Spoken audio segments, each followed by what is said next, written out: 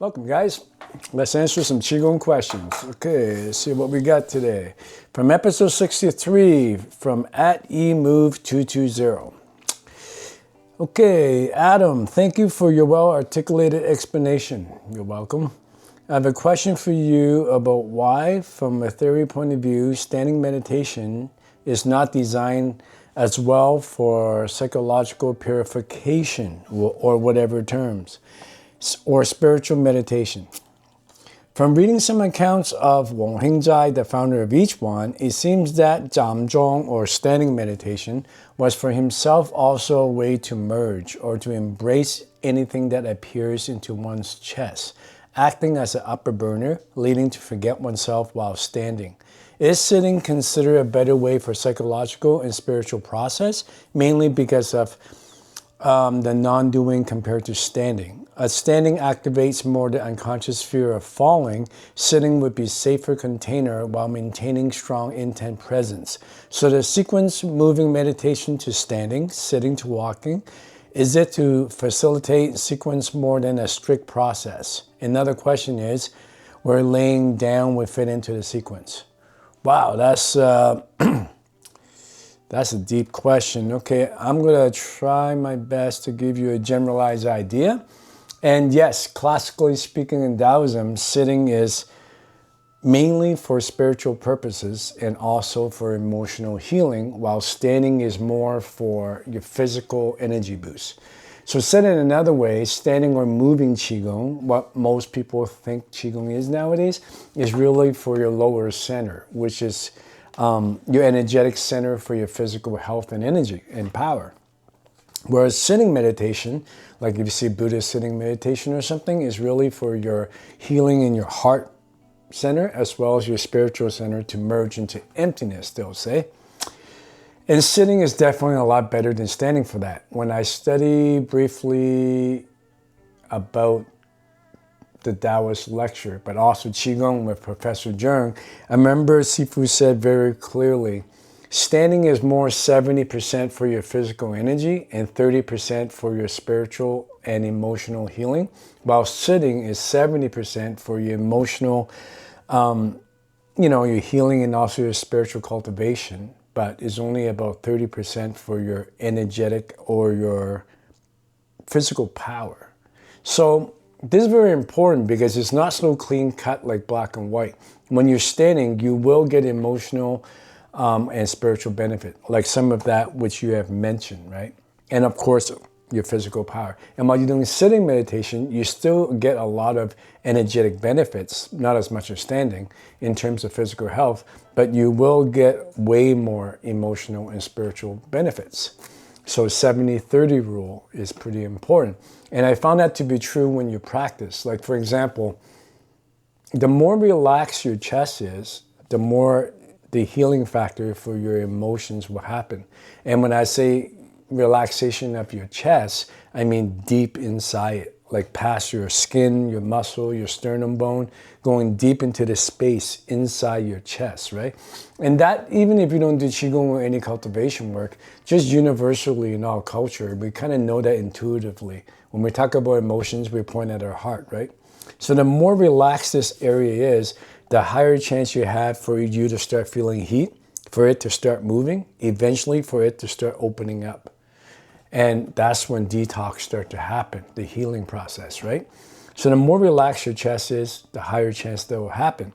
If you just experiment, even without any training background, standing still and not moving, versus sitting comfortably, resting your back on a wall, sitting straight in a very comfortable position, to the point where you can almost fall asleep if you want, you would feel that your chest is way more relaxed, the space inside, than if you're standing.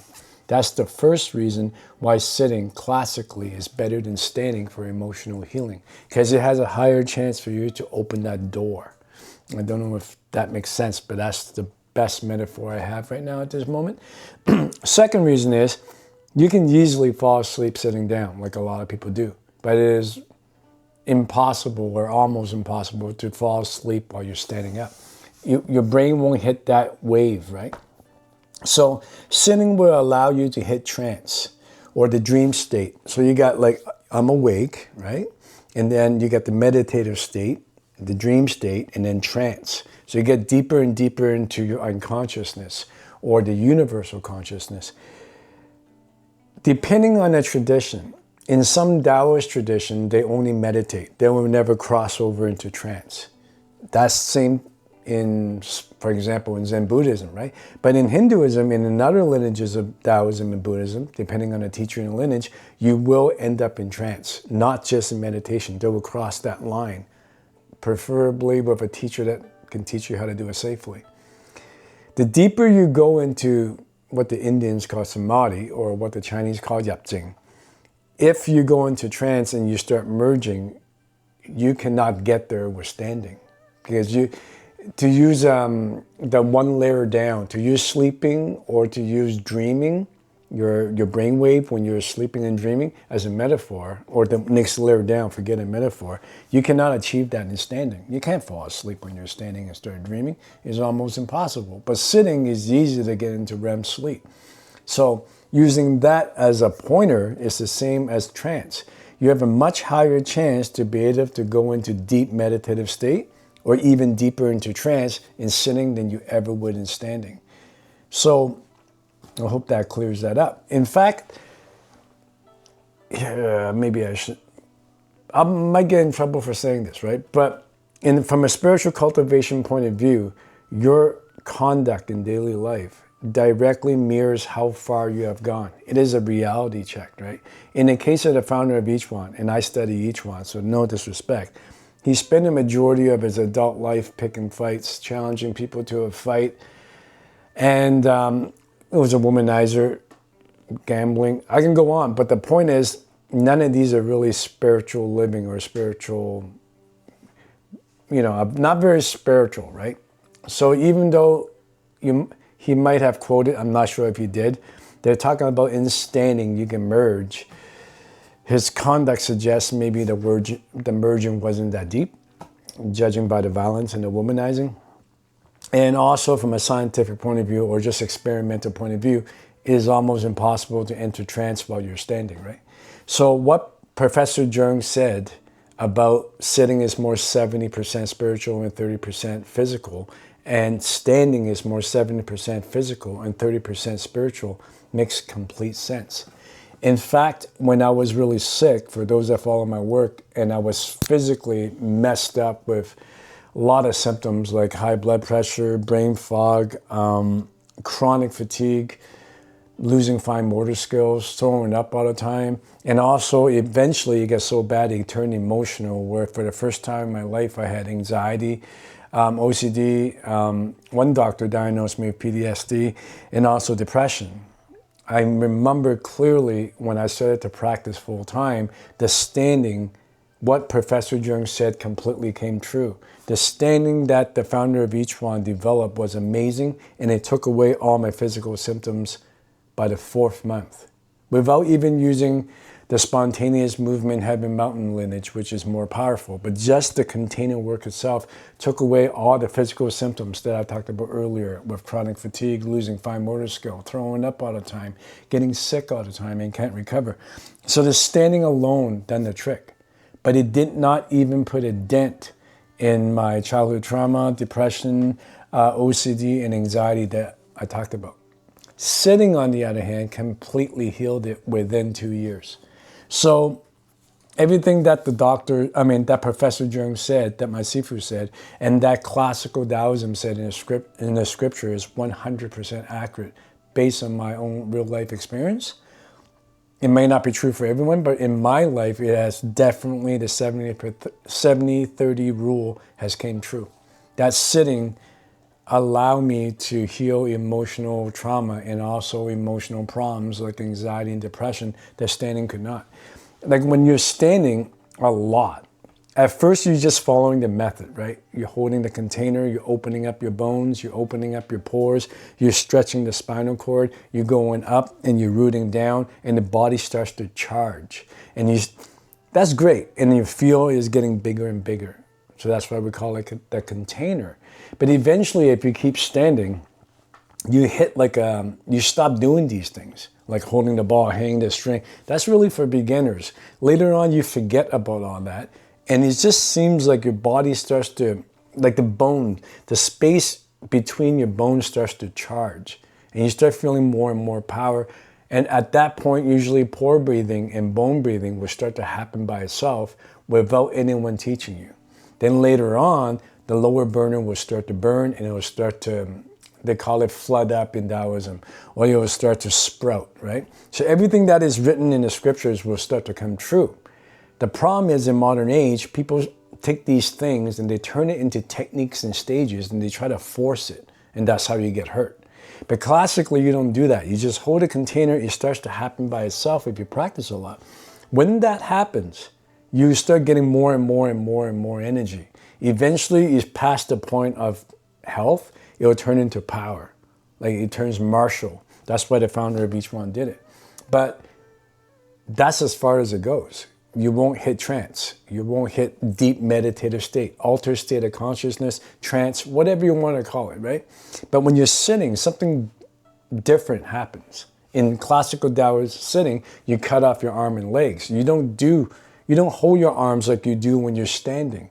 In fact, all the mudras in the hands, rather it's this one, this one, this one, this one, this one, this one, this one, they're all close to the body to signify you're cutting off your arms. So your awareness is on your central channel at all time. The highway of spirituality being the spine, as they say in Hinduism. And then you cut off your legs by sitting in a lotus position. So unlike sitting in a chair or standing, you're not even using your legs anymore. You're basically isolating the spine. And anytime you isolate the spine, it amplifies the power and awareness. So you're amplifying the awareness of your central channel. The main idea is to be able to merge, starting with this idea going up into the heart. But you got to start somewhere. So you start from the standing to get enough juice so you can sit a long, long time, right? Because it takes a long time. Once your mind settles into your belly, and this could take anywhere from a few years to a few months, depending on the person, or you might, Hakun used to brag that it will take 3 days. So I guess it depends on the individual. But once this starts to burn, it starts to go up here, and the warm feeling will start to develop, the opening process will start to happen. At this time, we have many, many techniques and methods, depending on the student, to teach you how to navigate the directions of this and how to navigate safely the 5 elements of when the trauma starts to release. Like rather you're vomiting up or crying, suppressed memory. So there's a lot of mantras we can use. There's a lot of breathing techniques we'll use. It'll take too long to go over it, but every tradition has its way of dealing with it. Once you pass this point and you get to around here, the merging process, that's when the trance state or the deep meditative state or is it the alpha or beta brainwave? I forgot the actual name of the brainwave state because they test this on monks with MRIs. Or they can call it samadhi, or they call it the shamanistic spirit state, whatever you want to call it, right? The Christ consciousness state. Every culture call it by a different name. Basically, you're in between waking and dreaming. You're in a trance state where you're merging to universal consciousness. I'm going to stop talking about it because words can't really touch this feeling. And in previous episode, if you're interested, I already talked about it. So this happening is what is going to cure deaf anxiety, depression, and anxiety when these things start to open up. Standing does not touch it. Most of the time when people look at modern Qigong, it's really based on longevity and health practice. There's nothing wrong with that. It's awesome. But it's not the same as the sitting spiritual work, which doesn't really exist that... it's not as popular in modern history since the Cultural Revolution in China. So for a very specific reason, which I talked about in previous episode, what happened during the revolution where they were stopping these practices on purpose. But anyways, that's as far as I go here today. I hope I answer your questions. It's a very generalized answer. If you want to go deeper into this, please post a comment and I'll be glad to talk about it more. But before I go, I want to underline the idea that if you look at Qigong as medicine, then what you do depends on what your problem is or what issue you're going through, right? A lot of people just want to sit, but if your main thing is a physical problem, moving and standing practice is a lot better for you. On the other hand, maybe you have PTSD, maybe you have anxiety, maybe you have depression, maybe you have OCD, maybe you have, the list goes on. Then standing's not really going to help you. It's not designed for that. Movement's not going to help you. It might reduce some stress. You might feel a little better, but you're not going that deep. That's what sitting is designed for. So it's important for you to pick the right thing. And from a classical Taoist point of view, it's a holistic practice. So you stand to charge the body so you can do prolonged sitting. Because without the standing practices, if you do really long, prolonged sitting, it can really hurt your body, as modern science has proven, right? Anyways, that's it for now. If you want to learn how to practice these methods, please join the Taoist community. Follow the links below in the description. See you next time.